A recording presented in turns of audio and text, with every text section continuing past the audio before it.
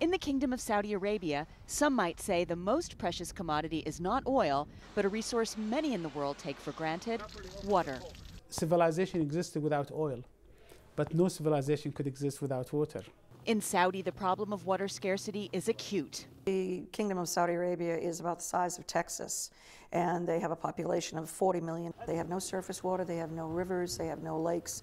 When the country's rulers granted oil drilling rights to an American company in the 1930s, they were actually hoping to strike water rather than black gold. But there were no rivers under the sand, and the Saudis turned to the sea instead, and desalination. They are the most experienced in the world in using desalination technology. Desalination plants can cost billions to build, but the kingdom has the cash and the energy to fuel them.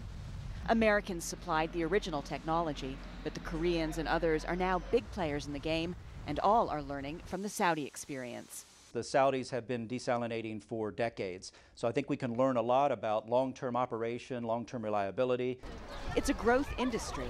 By 2025, the UN predicts 2/3 of the world's population will live in areas that are water-stressed.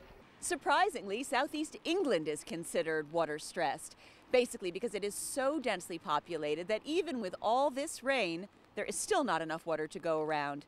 So Britain is building its own desalination plant. There are growing concerns, however, about desalination: the fossil fuel it burns, the money it costs, and the adverse effects on marine life. Researchers like Professor Adil Sharif are working hard to address the downsides.